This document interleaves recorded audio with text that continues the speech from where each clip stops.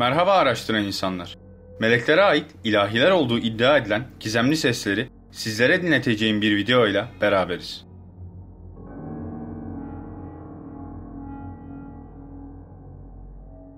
Aynaroz Adası, Güneydoğu Avrupa'da Yunanistan'ın Halkidiki Yarımadası'ndan Ege'ye doğru uzanan 3 dar ve uzun yarımadanın en doğusunda olan bir yerleşim yeridir.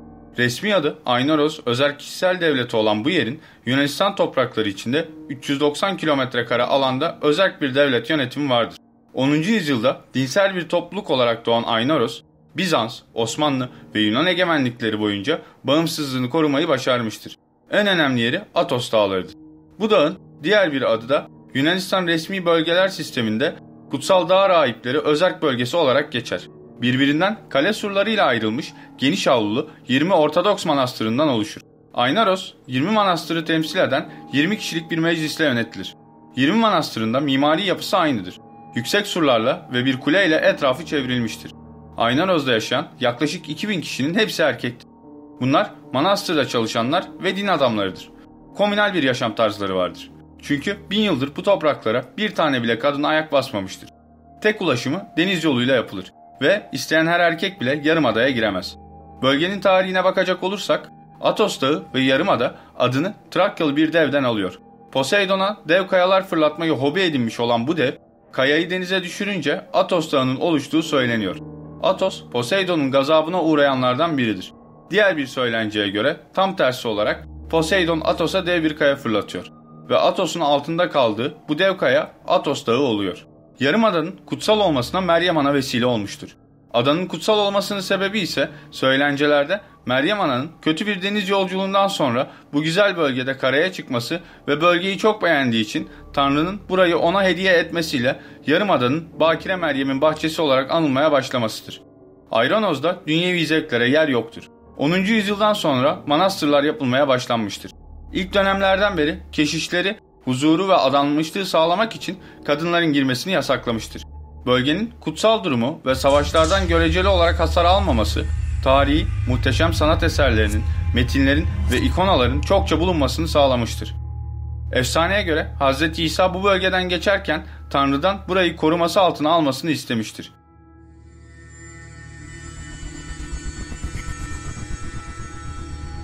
Birkaç sene önce bu bölgede kaydedildiği söylenen bir ses kaydı hızla tüm dünyaya yayıldı.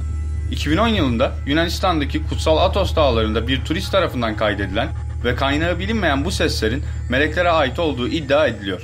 Kimi çevrelerde ciddi kuşkular uyandırmakla beraber bilim ve din dünyasında tartışmalara neden oldu. Sesler bütün manastırların kapalı olduğu sessiz gece saatlerinde kaydedilmişti. Kutsal Litürji Komisyonu sırasında kilisenin Büyük Aziz Rab ibadeti olduğu vakit bir ziyaretçi ilahi şarkılar söyleyen kutsal melekleri gördüğünü söyler. Kutsal Atos Dağı'nda haç esnasında manastırlarından birine yakın otelde konaklayan genç bir adam gece yarısında kiliseden gelen ilahi seslerini duydu. Aynı zamanda kiliseye baktığında pencerenin olduğu yerde çok tuhaf ve aydınlık bir kütle gördü ve daha sonra yakından bakıp duymak için aşağıya kiliseye gitti. Ama kapılar kilitlenmişti ve ses içeriden kapalı kapılar ardından geliyordu.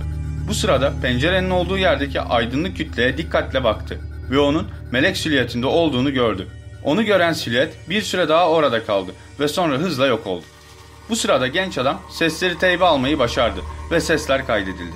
Meleklerin ilahisi adı verilen sesler incelendiğinde inanılmaz tiz bir tonda ve yüksek oktavda olduğu anlaşıldı. İlahi olduğu söylenen sesler içinde özellikle hayat veren, Trinity ve 3 kutsal sözcüğü saptandı. Ayrıca yaşlı Peisus'un Manevi Mücadele isimli kitabında da bu olayın benzerinin olduğu söylendi. Kimilerine göre bu dağlarda rüzgarların oluşturduğu ses titreşimleriydi. Kimilerine göre cinlerin insanlara oynadığı bir oyun. Kimilerine göre ise bu yüce yaratıcıya haykıran meleklerin ilahisiydi. Ses dikkatli dinlendiğinde ezanı andırmaktadır. Uzmanlara göre garip şekilde verilen kısa esler ilahi söyleyen varlığın neredeyse hiç nefes almadığını göstermekte. İnsanın tüylerini ürperten ahenkli ilahi kutsal bir çağrı yapıldığı inancını doğuruyor.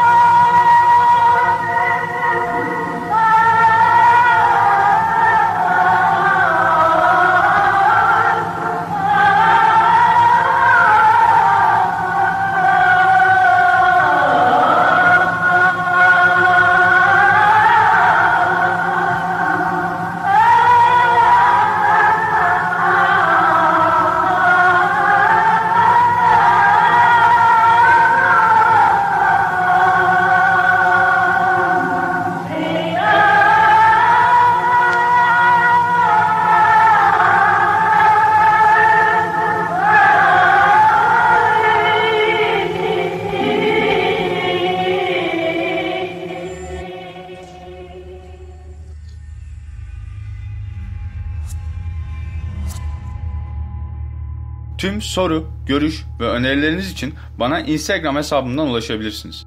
Araştırmalarımızın gelişerek devam edebilmesi için videoyu Facebook, Twitter gibi sosyal ağlarda paylaşmayı, yeni videolardan haberdar olabilmek için Kült TV'ye abone olarak araştıran insanlar topluluğuna katılmayı unutmayın. Bir başka videoda daha görüşünceye kadar hoşça kalın araştıran insanlar.